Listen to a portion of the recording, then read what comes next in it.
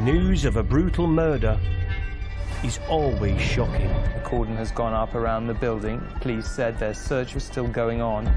He was maybe surprised at the amount of blood that produced. We know that he's very manipulative and charming. But when the crime is committed by a cop, it seems even more horrific. Locals knew the couple had not been getting on, but no one expected anything as vicious as this. Nobody wants to believe that police officers are criminals. To die at the hands of the very people sworn to protect us is, for me, the ultimate betrayal of trust. This man has brought shame on the Met. He's got a very warped moral compass and probably has some sort of power trip, a lust for power. In his mind, he probably thought, well, I'm a police officer, so I will get away with it. In this series, I'm going to unravel the outlandish plots, lies and deceit of officers who attempt to get away with murder.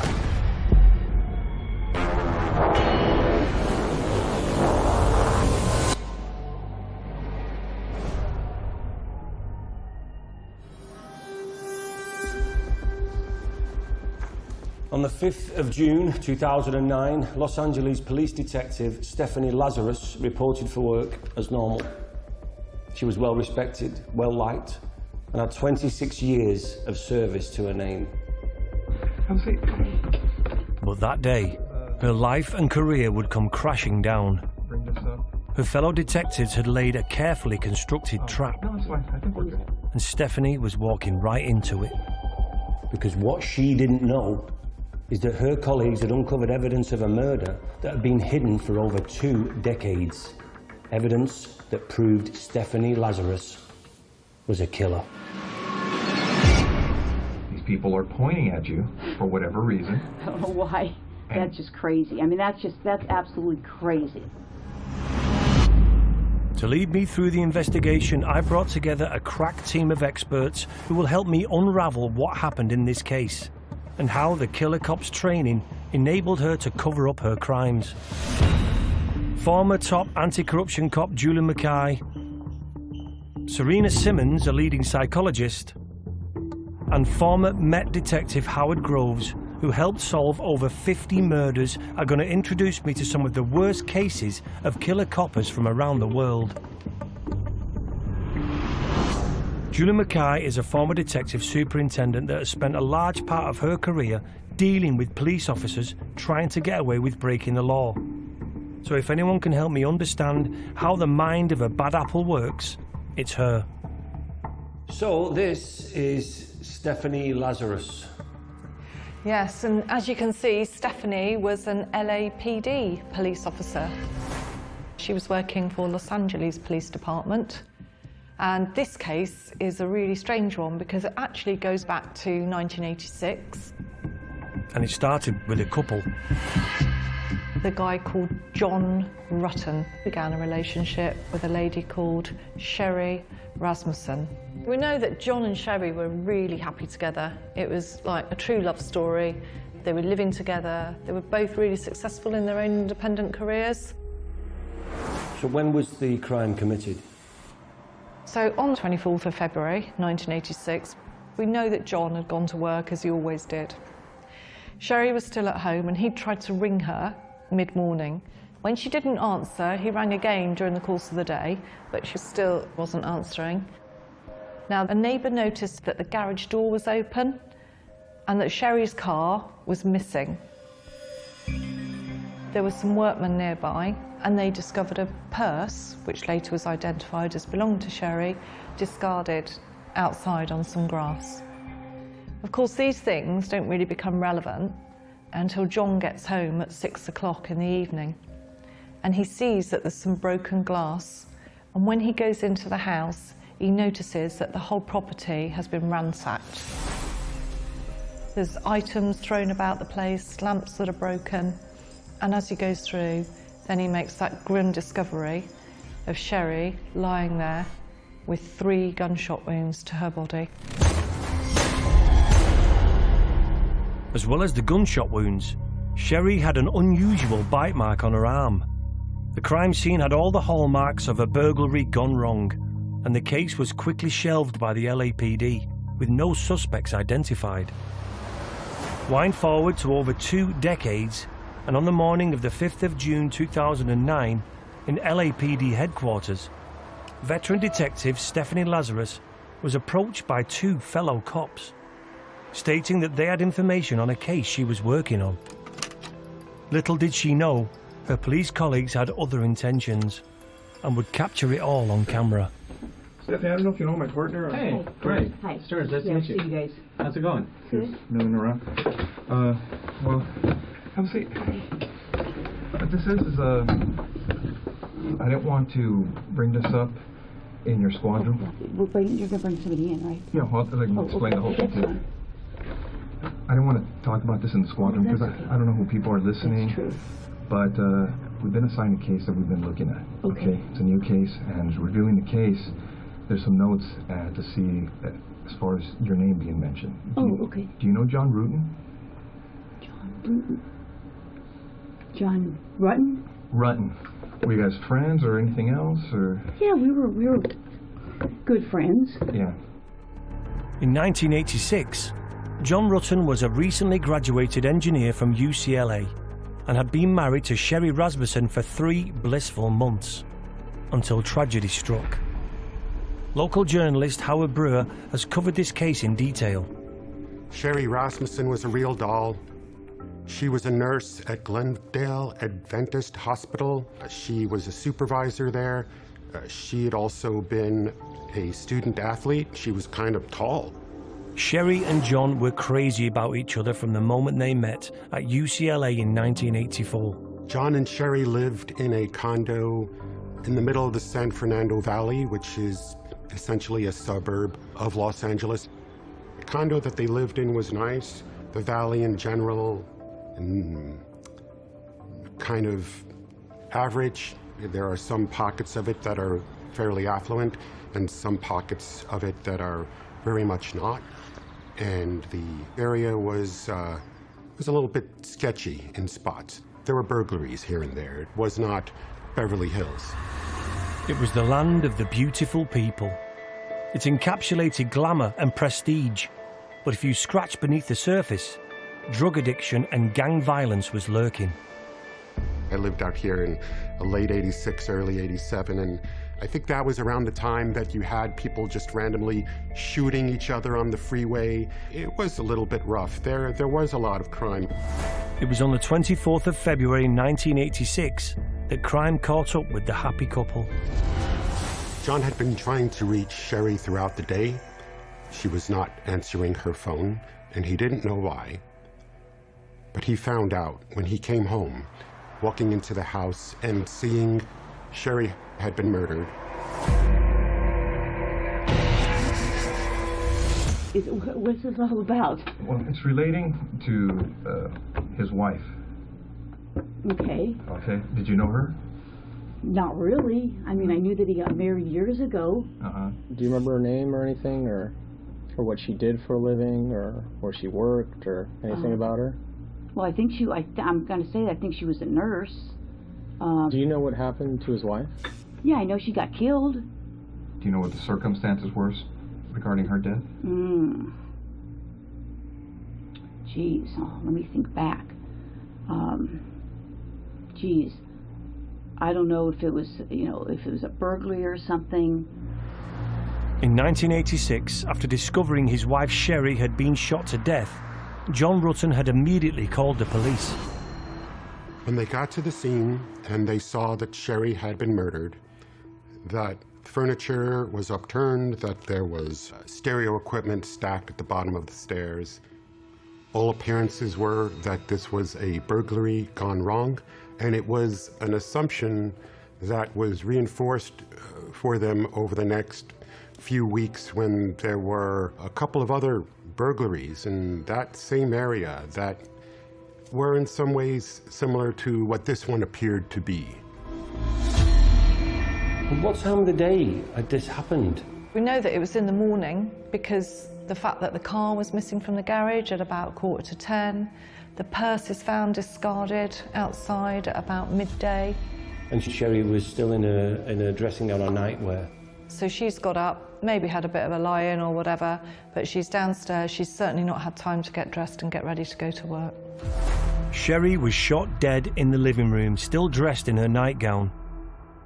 The detectives at the time concluded that this was where Sherry Rasmussen must have disturbed the burglars, who then shot her 3 times at close range, before making their escape.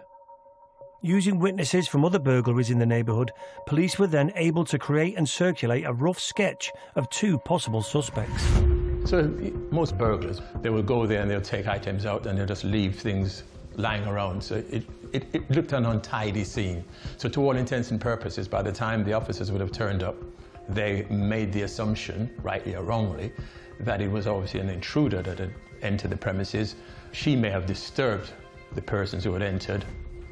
She was attacked, and then they would have fled the scene.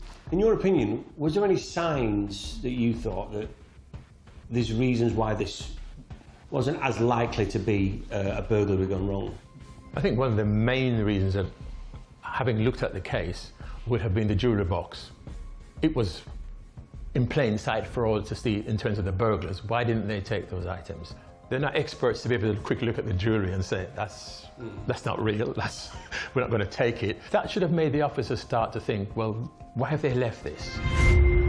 In the mid-1980s, with a crack epidemic in south-central LA to deal with, the overworked homicide detectives were desperately trying to locate these 2 male burglars, whom they believed were responsible for Sherry Rasmussen's death. Talking about John and Sherry, did they have any links to crime? Could this have been anticipated? So they have nothing to do with any criminals or crime. There was no reason for them to be targeted. Nothing at all was uncovered to suggest why A, they'd been burgled, and B, she was a victim and had been shot and murdered. Having inspected the whole property, detectives identified only 2 things were missing. Sherry's car, which was found a mile away with the key still in it, and the other thing gone was Sherry and John's marriage licence. This was turning into a proper detective story. Was this a burglary gone wrong, or was it something else? It's a question that wouldn't be answered for 20 years.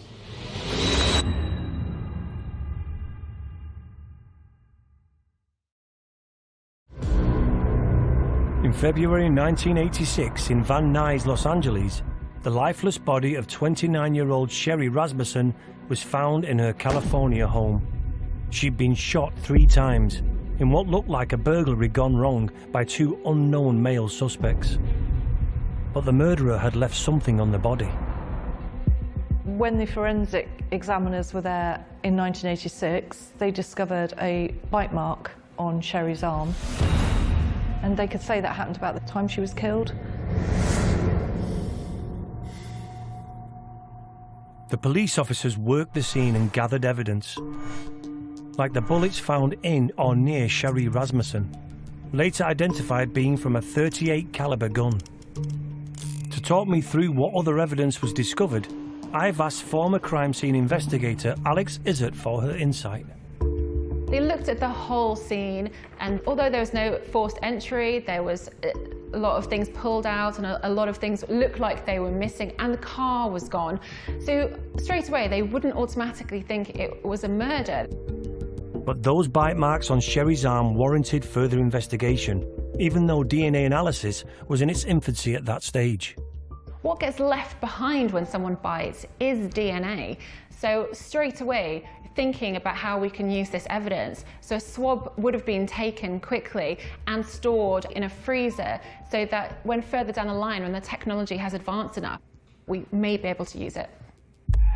If we're seeing a bite mark on an individual, it suggests that there was a bit of a personal contact, especially on that particular part of the arm. It would be wrapping around somebody, then biting it. It's an odd act. So a lot of times when you come across bite marks, you have to ask yourself the question, was it a struggle that was taking place between 2 people prior to her being shot, and Sherry is bitten at that point? That swab with DNA from the killer would be securely locked away for over 2 decades, ready for the cold case detectives to rediscover it. Despite biological evidence being found at the scene, the LAPD was struggling. DNA science was still in its early stages. Using it at a crime scene investigation was still just a pipe dream. A year after the murder, and despite the investigation uncovering DNA at the scene, bullets from the murder weapon, and appeals for new information, the case remained unsolved. Fast forward 23 years to June 2009, and LAPD detective Stephanie Lazarus is being asked questions about Sherry Rasmussen's husband, John Rutten, by fellow detectives. She reveals that she and John had at one time been close. Was there any relationship or anything that developed between you guys?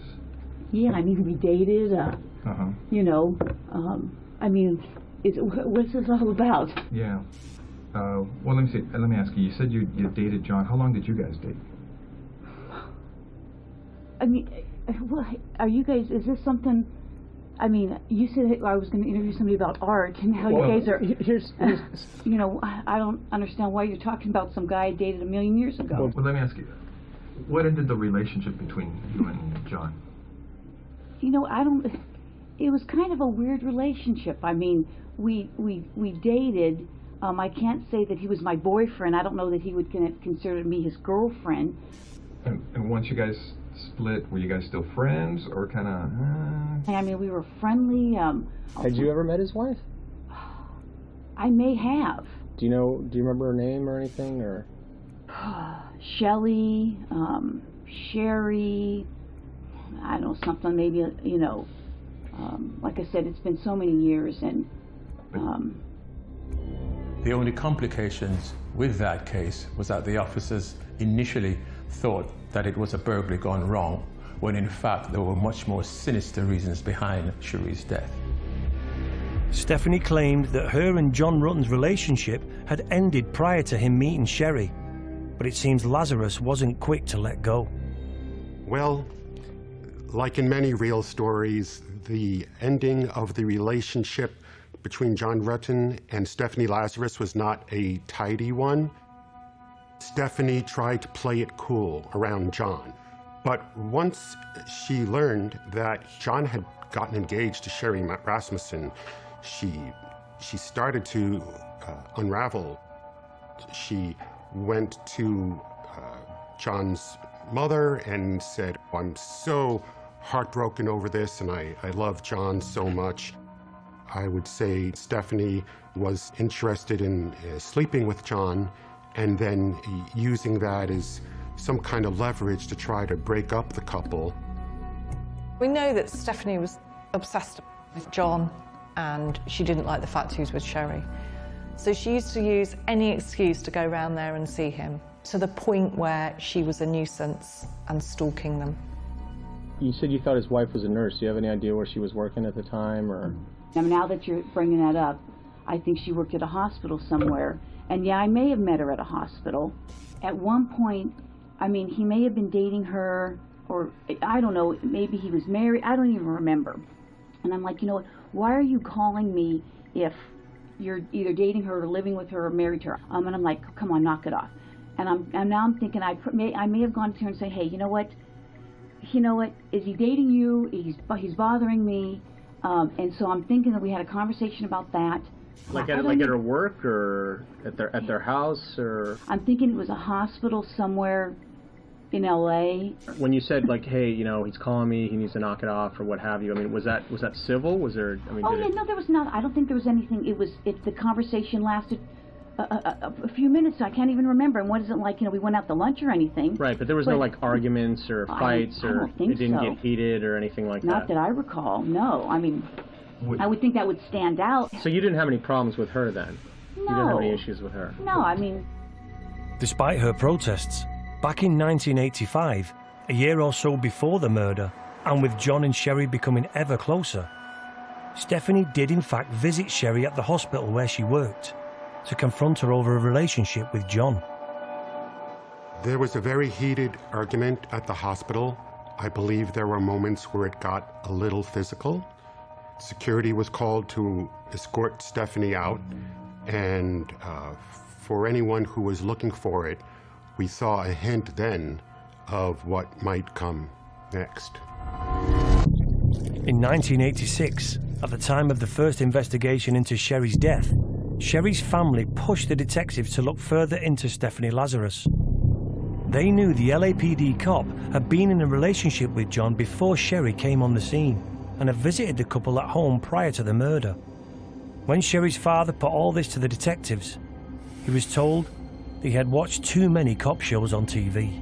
It's too bad that the detectives didn't take more seriously information about Stephanie Lazarus coming over to the couple's condominium in the weeks and months before the murder.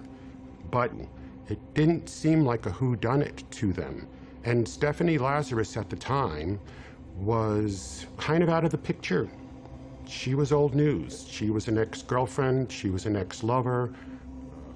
By most accounts, there was some interaction, but there are so many stories where the murder is preceded by a lot more erratic behavior by the perpetrator than what we had here. The more I learn about the Stephanie Lazarus case, it's just absolutely shocking that she was never considered a suspect. That was until 2004, when a Los Angeles Police Department cold case unit came across the unsolved murder of Sherry Rasmussen and decided to reopen the file. A cold case is basically a significant crime, a major crime that's not solved. So for instance, murders, if you had a robbery or sexual assaults, those types of crimes, if they're not solved, they become cold cases, which means they are periodically reviewed. And what I would do is, somebody would say to me, right, Howard, have there been any forensics that were retained that could be subject of further forensic examination? Because forensics back in the 80s to the 90s to now, they have moved on significantly. And now, that 2 decades old swab taken from the bite on Sherry Rasmussen's arm would become crucial. Because in the 20 years since the murder, analysis of DNA evidence had become much more advanced. So cold case was opened and the test tube that was found at the back of the freezer was tested in 2005. And they would put it through the database, the national database, to see if there was any hits of anyone that had already committed a similar crime throughout the database in the US, and nothing came up. But one interesting thing that was discovered in this test was that the DNA was left by a woman. This was a bombshell. Made the original story of burglary gone wrong look like a tragic mistake.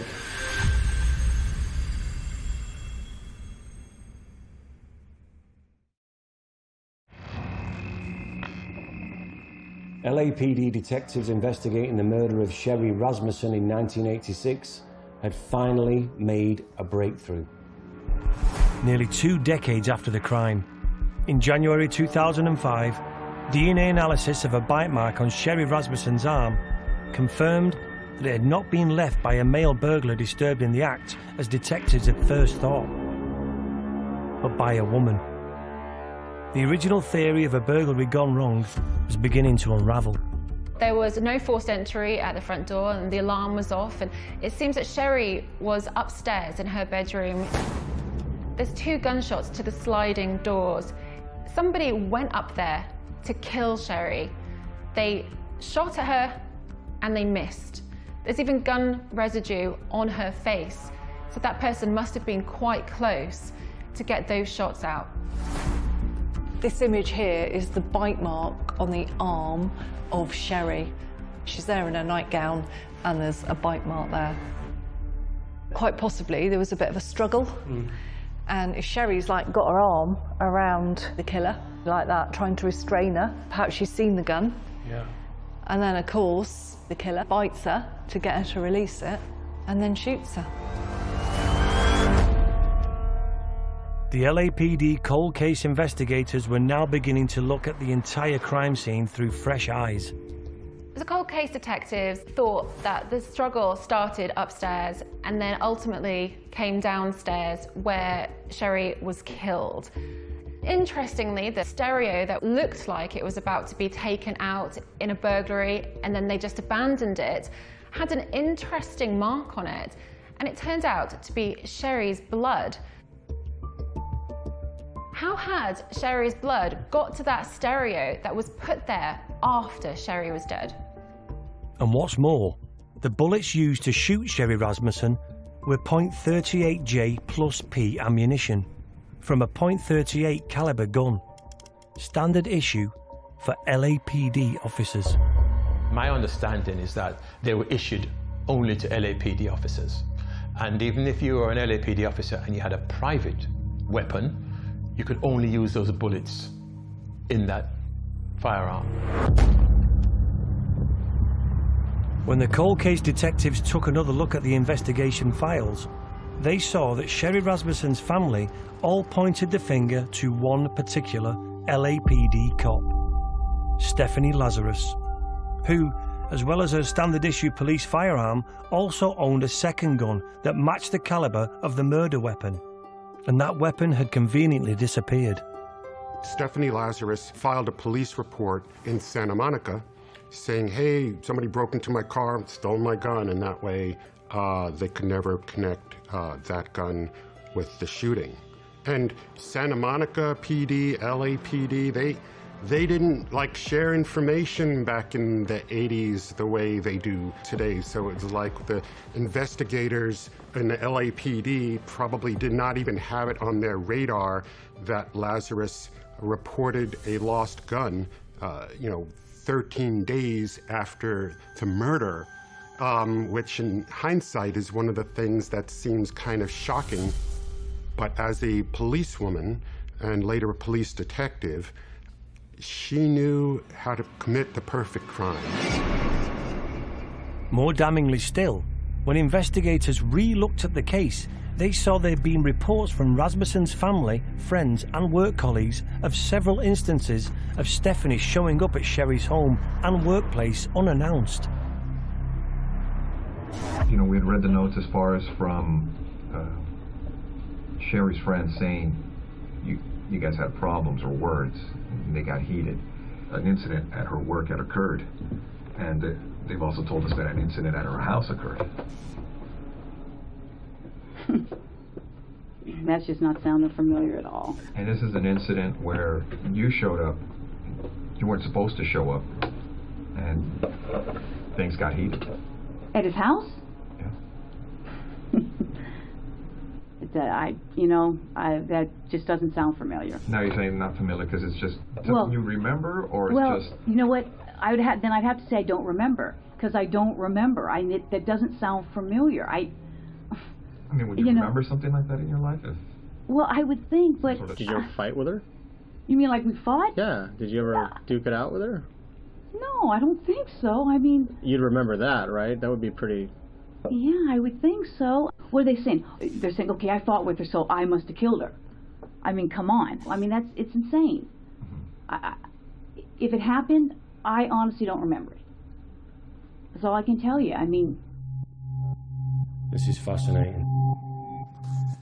It looks like Lazarus had planned an almost perfect crime. And using her police know-how, she'd thrown the cops off the scent for over 20 years. As it becomes apparent that Stephanie's a suspect, they then start looking, the investigators, as to what indicators are there that a police officer has done this, and understanding her movements on that day, as well as what she would have known about Sherry and John. So she's taken trouble to cover her tracks. She knows Sherry is on her own on that day and John is at work. Although there was some broken glass at the scene, what she didn't quite do well enough was make it look like it was a forced entry. She's gone there on her day off. She's used her own personal weapon, albeit with the police ammunition, to commit the murder, and then got rid of it. Because she knows if she used her own weapon, police weapon, then there would be questions about where that had gone if she had to then get rid of that one. She's been aware of the fact it needed to look like a burglary, another crime, not the murder. And also the fact that, certainly in 1986, men were suspected of committing burglaries, not women. And certainly, very few women who are cops kill. As the cold case investigators ramped up, detectives searched the California firearms database. And there, On an entry dated 9th of March 1986, 13 days after the murder, was a record of Stephanie Lazarus reporting a .38 caliber revolver having been stolen. This clue had been waiting to be found for 23 years, but no one had looked for it. The evidence was stacking up against Stephanie Lazarus, but it was all circumstantial. They knew the secret to solving this case was in her DNA, and they had a plan to get it. By chance, Lazarus's office was located next door to the very cops now investigating her. Detectives were given special authorization to acquire a DNA sample surreptitiously, using the LAPD's internal surveillance unit. They either needed to clear their fellow officer of the crime or take a murderer off the street. Investigators followed her to a big warehouse store, and Stephanie got a soda, and the detectives watched her throw the soda can in the garbage, and then they went over, they picked it out of the garbage, they grabbed the straw, and now they had their DNA evidence. Her saliva. They took this DNA evidence from the saliva, they compared it to the saliva from the bite mark, and finally, years later, they had a match. They knew who had killed Sherry Rasmussen. The DNA was a match for Stephanie Lazarus. The decision was made to get Lazarus into a secure area of the police building, an area where all visitors, even cops, were forced to hand over their weapons. They were taking no risks with their suspected murderer. I've asked psychologist Serena Simmons to talk me through the footage and what might be going through the mind of Lazarus as the interrogation progresses. She doesn't know why she's been brought in at this point, but it's all been done under a friendly guise of, can you just come in and we want to talk to you about the case. Now what's interesting here is that to go into this room she had to release her weapon, and that was one of the main reasons that she was asked to go into this particular space. But what we can see here is that the officers are very, very clever in terms of how they've approached this. They're very, very friendly in their demeanour. They don't seem to be of any threat to her. So she goes in very, very unaware of what's about to happen. And it's why they've really set the scene well for what they then go on to ask her. Do you know John Rutten? John Rutten? Rutten. The police officers have done something very deliberate. They've mispronounced his name. So they've said John Rutten when they know it was John Rutten. They've deliberately done that to make her feel more at ease. She feels comfortable being in control, and that's how they want her to feel at this stage, because the more in control she feels, the more information she'll divulge. Was there ever any relationship or anything that developed between you guys? Yeah, I mean, we dated, you know, I mean, what's this all about? When push comes to shove and they kind of divulge a little bit more information there, she says, yeah, we dated in a very flippant way, when we actually know that it was quite a significant relationship. She saw him for 4 years, for example. They would go on holiday together. So she's not really conveying the significance of their relationship, so she's deliberately withholding the truth. Do you know what happened to his wife? Yeah, I know she got killed. So this is the first time that there's reference to Sherry being killed, and this is the first time that Stephanie verbalises for herself the fact that she knew she was murdered. Now this must have been an incredible shock to her to actually have to verbalise this and say this out loud, and so this is a really pertinent point in the interview. I mean, if you guys are claiming that I'm a suspect, then, you know, I got a problem with, you know, with that. Okay. Okay? So, you know, if you're doing this as an interrogation, you're saying, hey, I'm a suspect. Well, now I got a problem with, you know, now you're accusing me of this? Okay. Now, what we'd like to do is, obviously you know about all the DNA stuff and things of the nature that, you know, gets done on cases nowadays. You know, if we asked you for a DNA swab, would you be willing to give us one? Maybe. Because now I'm thinking I probably need to talk to a lawyer. Okay. I mean, well, because I know how this stuff works, and now it almost sounds like you're trying to pin something on me. No, now I got that sense. Okay. All right. Well, thanks for giving me the courtesy. I wish I recorded it. Thanks for your time. Yeah, thank you. All right, Stephanie, take care. Stephanie Lazarus got as far as the hallway of the LAPD precinct when she was formally arrested for the murder of Sherry Rasmussen. She was returned to the interrogation room to be read her rights. This is absolutely crazy. Have a seat, Stephanie.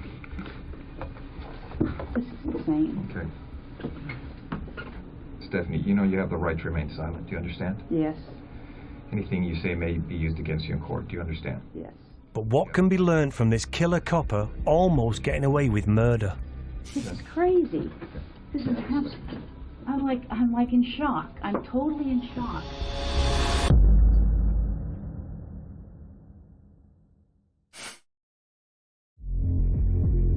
Over 2 decades later, damning DNA evidence discovered in a bite mark on Sherry Rasmussen's arm was matched to Stephanie Lazarus.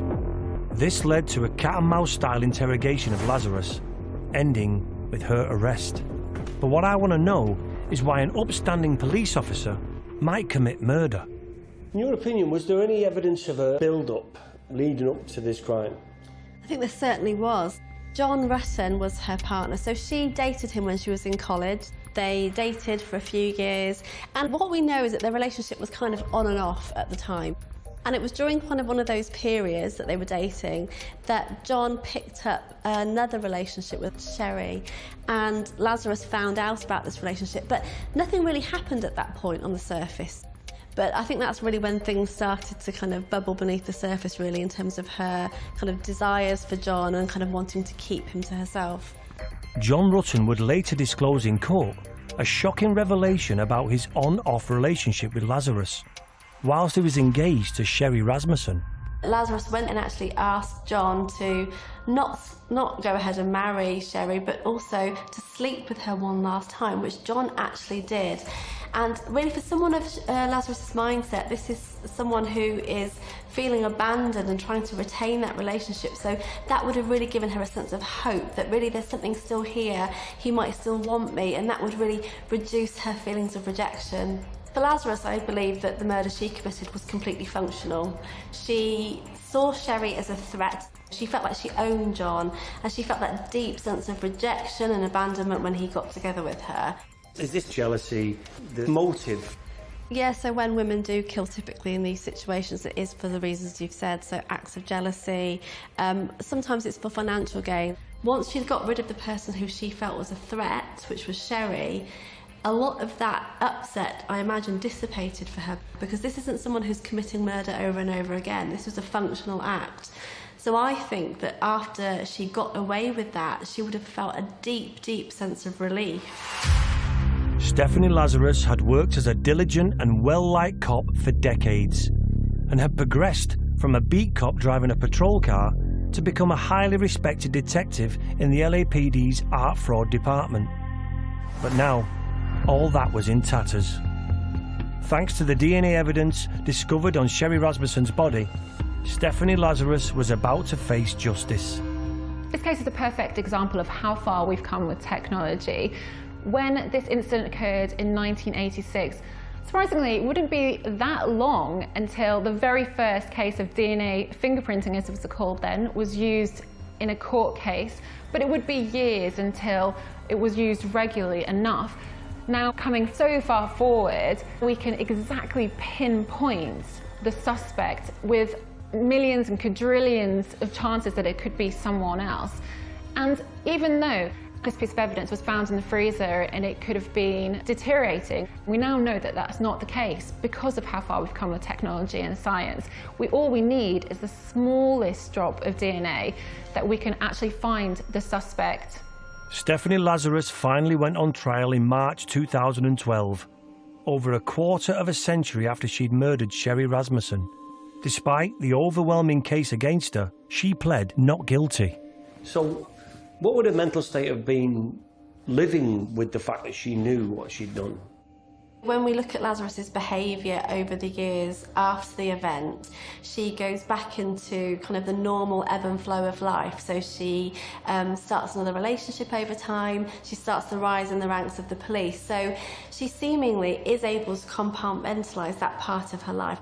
That's something that I did, no one knows about it, no one has to know. In March 2012, Stephanie Lazarus was found guilty of the murder of Sherry Rasmussen. It only took the jury about a day to convict Stephanie of first-degree murder. She was sentenced to 27 years to life in prison and will remain behind bars for, I believe, at least another 12 years before she's eligible for parole. It's 2034, something like that. The sentence handed down to the disgraced cop was the maximum that could be given under California state law and reflected the 23 years of deceit that allowed Lazarus to almost get away with murder. So Stephanie got 27 years. When it comes to sentencing for murder, is there a difference between the UK and America in their sentencing and how long you get for murder? Is there a difference? Yeah, so the UK's got really strict sentencing guidelines that the judges have to adhere to, and there's all sorts of things that can influence extending it, aggravating factors. The US, as we see in the news, is completely left afield, and often they give sentences that are clearly going to be far longer than anybody can ever live. And they too will have their sentencing guidelines, but they are a lot longer than the ones that are ever given out in the UK. But the question remains, why did it take so long to bring this police officer to justice? There have been many unsubstantiated rumours over the years, one being negligence by the LAPD detectives in 1986, all too keen to ignore the evidence which pointed to one of their own. Incompetence is something that nobody would want to be labelled with, but if you realise that you've made a mistake, sometimes it's just best to put your hands up and say, we've made a big mistake here, let's try and... They could have done that 5-10 years before, not 23 years. Just think of the family, because for me, look at the stress that family would have gone through. Yeah. One, they didn't know to start with who killed their loved one.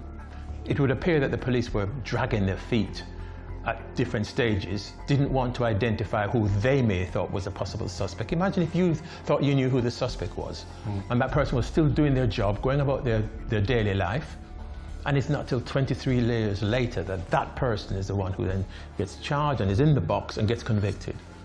What does that say for that organization? What message does it send to the public at large?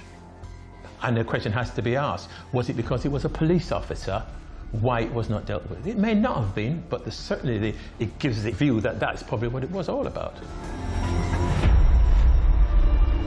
So, you know, you can talk all about, well, the cops back in 1986 really bungled this, and it's a travesty that it wasn't solved back then. But, you know, maybe there's some serendipity there in that by the time they did try the case, they had the technology to convict that they didn't have back in the 1980s. It was reported that the LAPD carried out an internal inquiry into Sherry Rasmussen's murder case, but did not find any evidence of a cover-up. And now, Stephanie Lazarus goes down in infamy for being the female cop who, rejected by the man she loved, killed her rival and got away with murder for over a quarter of a century.